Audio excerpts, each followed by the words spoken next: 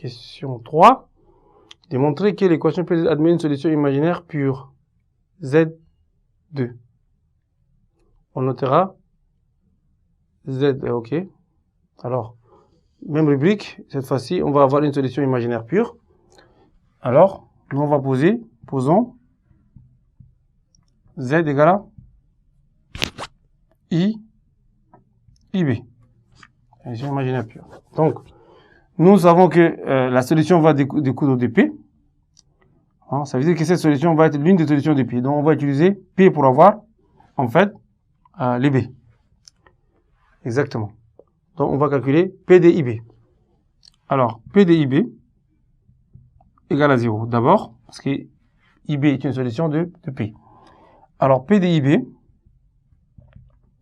ça fait IB au cube, au carré plutôt, je m'excuse, plus moins 2 plus 9i IB, moins 18, moins 6i.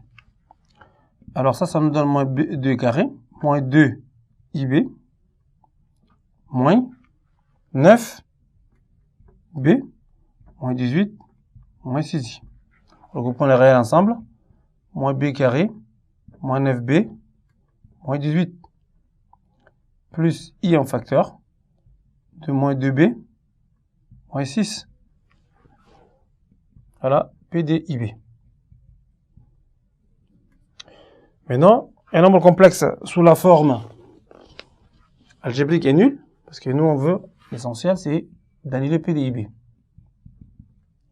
Alors P de IB est nul si la partie réelle est nulle, moins B carré, moins 9B, moins 18, égale à 0, ou bien moins 2B, moins 6, égale 0. Donc, de toute façon, j'aurai l'équation 1 et 2. Alors, je vais prendre celle qui est plus facile à faire, c'est-à-dire l'équation 2. C'est ce qu'on va utiliser pour faire la résolution. Alors, des 2,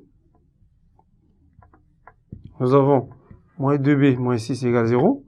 Donc, B égale à moins 3. Ça, je vais appeler 4. Je prends 4 dans 1. Je remplace dans 1 pour voir est-ce que ça va vérifier. Alors, dans 1, ça fait quoi? Je vais avoir moins 3 au carré, moins 9, moins 3, moins 18. Donc ça me donne combien?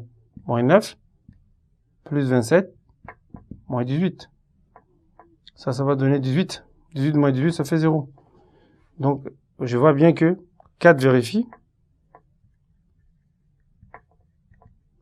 Vérifie 1.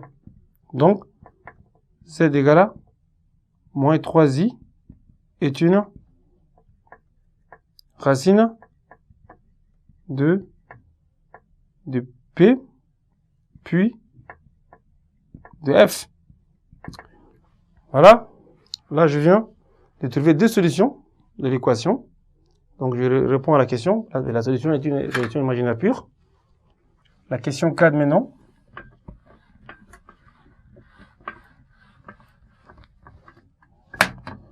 Donc, la question 4, c'est résoudre dans la résolution f de z égale 0.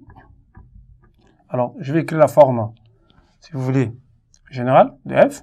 C'est-à-dire que ici, j'aurai z moins z1. Z1, on a trouvé, c'était z1, c'est moins 2, c'est ça? Plus 2. Facteur de z plus 3i. Ça, c'est l'autre solution.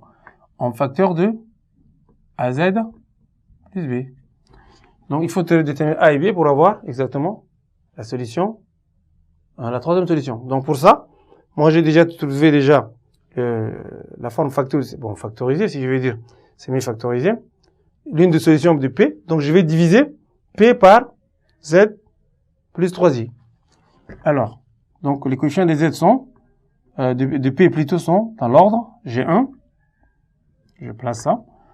Et G moins 2 plus 9i. Et puis G moins 18 moins 6i. Donc, je vais mettre 3i ici, moins 3i. Et je commence l'opération. Comme les coefficients, ça fait 1, je commence avec 1. 1 fois moins 3i, ça fait moins 3i. Quand je fais la somme, j'ai moins 2 plus 6i. Je multiplie. Moins 3i fois 6i, ça fait 18. Moins 3i, ça fait plus. Donc finalement, le polynôme P de z, c'est égal à z plus 3i en facteur de z moins 2 plus 6i. Donc, finalement, f de z, ça fait z plus 2 en facteur de z plus 3i en facteur de z moins 2 plus 6i.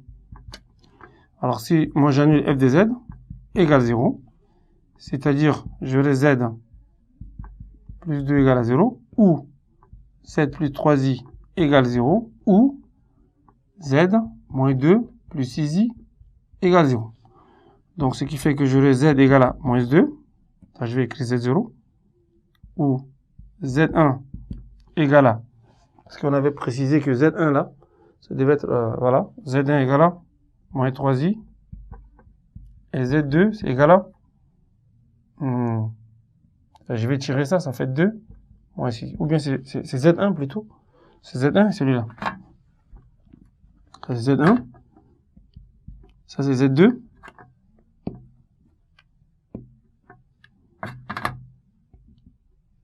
et ça c'est z3. Donc je vais écrire les solutions. J'ai z1, z2 et z3. Voilà la résolution de la question 4. Dans la question 5, dans le plan qu'on considère les points ABC de fixer avec z1 et z2, montrer que ces 3 points sont alignés. Donc nous allons calculer le rapport z1, z3 moins z1. Donc question 5, c'est ça. Donc je fais z3 moins z1 sur z2 moins z1.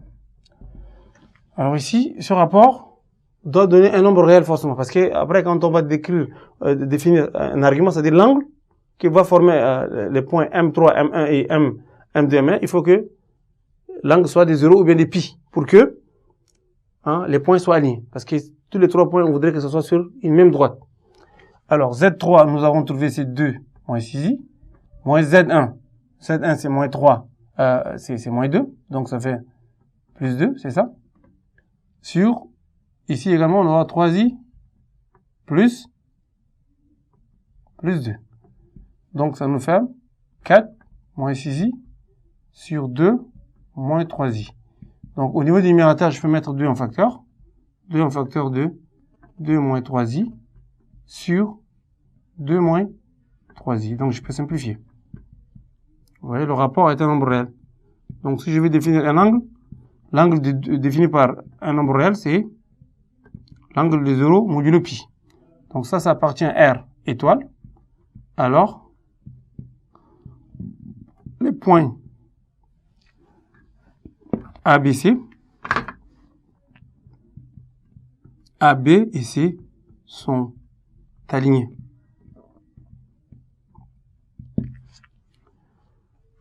Voilà, c'est ainsi que finit la première tranche, c'est-à-dire la première séquence. Merci et tout de suite on va redémarrer avec la deuxième séquence.